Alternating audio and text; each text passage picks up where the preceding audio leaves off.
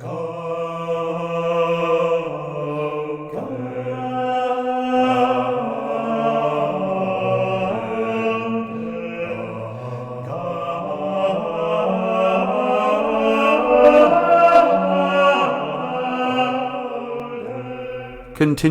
of Chapter 11.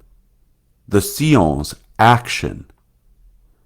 Having studied and stigmatized the errors of doctrine, the Pope opens a second chapter on the action of the Sillon.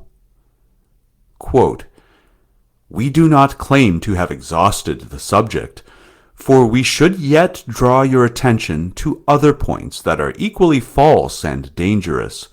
For example, on the manner to interpret the concept of the coercive power of the Church. But we must now examine the influence of these errors upon the practical conduct and upon the social action of the Sillon." End quote. Since the Sillon does not limit its activity to the realm of abstraction, as St. Pius X says, but acts to influence society, it is necessary to examine how it acts. The Pope describes this action in 3 points. Firstly, the manner of forming its members, their education. Second, its lack of discipline. And finally, the relations of the Sillon with the Church. If what we ourselves are witnessing were not so heartbreaking and disastrous, one might be tempted to smile, for what the Pope describes exactly corresponds to what is happening now. It is precisely what the modernists and the progressives want. No more master. Quote, "The governing elite has emerged from the rank and file by selection, that is, by imposing itself through its moral authority and its virtues. People join it freely, and freely they may leave it. Studies are carried out without a master, at the very most, with an adviser. The study groups are really intellectual pools in which each member is at once both master and student." End quote.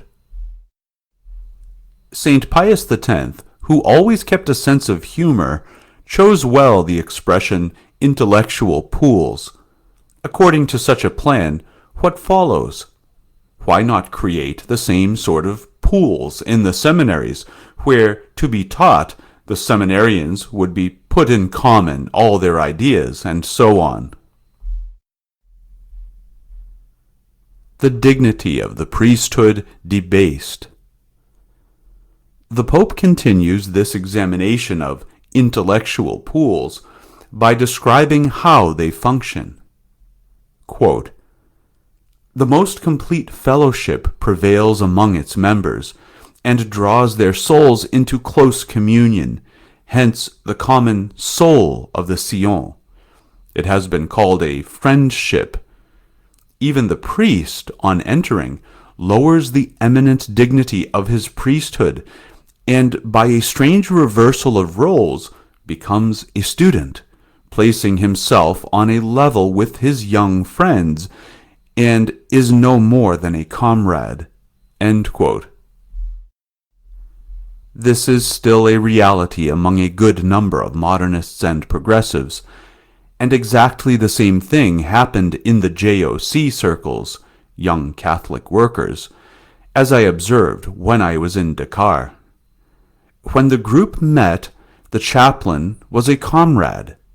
He was one among the members of the little group of youth, and, in principle, he had no say. It was the group as a whole that was responsible for the meetings, and they said that when the priest comes, he must only listen and give advice from time to time. The spirit of the Sillon, denounced by Pope Pius X in 1910, had passed into the JOC movement founded in 1925 by Father Cardin. Footnote: Prelate of His Holiness in 1950, He was to be made a cardinal by Paul VI in 1965. End footnote. So, even after having been condemned, the spirit of the Sillon remains, and this perseverance in the propagation of these baneful ideas has resulted in the spread of terrible errors. In vain have the popes spoken and condemned, addressing the bishops in order to mobilize and second their efforts, as indeed it was their pastoral duty to do. It has been as if they had never spoken nor condemned anything. And even if there were bishops who proved themselves to be true disciples of Saint Pius X, supporting his action and following his directives, a good number of them refused to hear, and continued to act as if the Pope had never made known his judgment by condemning these ideas. Unfortunately, the spirit of the Sillon entered the seminaries and infected numerous seminarians who became priests, and some of them even bishops and cardinals. When the council was convened, one found bishops there quite imbued with the spirit of the Sillon, a false notion of human dignity, comradeship. Opposition to authority. After studying their formation, the Pope comes to the second point, namely, describing what results this brings in practice. Quote, "In these democratic practices and in the theories of the ideal city from which they flow, you will recognize, venerable brethren, the hidden cause of the lack of discipline with which you have so often had to reproach the Sillon. It is not surprising that you do not find among the leaders and their comrades trained on these lines, whether seminarians or priests, the respect, the docility, and the obedience which are due to your authority and to yourselves. Nor is it surprising that you should be conscious of an underlying opposition on their part." End quote. When such a spirit enters a body, a seminary for example, the consequences are terrible, because it does not reveal itself. It is not perceptible, because the opposition to authority is very subtle. Then the Pope expresses some considerations that are quite applicable to what is being said now about those of us who desire to keep tradition. Quote, "And that to your sorrow you should see them withdraw altogether from works which are not those of the Sillon, or, if compelled under obedience, that they should comply with distaste. You are the past. They are the pioneers of the civilization of the future. You represent the hierarchy, social inequalities, authority, and obedience, worn-out institutions to which their hearts, captured by another ideal, can no longer submit. Occurrences so sad as to bring tears to our eyes bear witness to this frame of mind, and we cannot, with all our patience, overcome a just feeling of indignation. Now then, distrust of the Church, their mother, is being instilled into the minds of Catholic youth. They are being taught that after 19 centuries, she has not been able to build up in this world a society on true foundations. She has not understood the social notions of authority, liberty, equality, fraternity, and human dignity. They are told that the great bishops and kings, who have made France what it is and governed so gloriously, have not been able to give their people true justice and true happiness, because they did not possess the Sillonist ideal." End quote.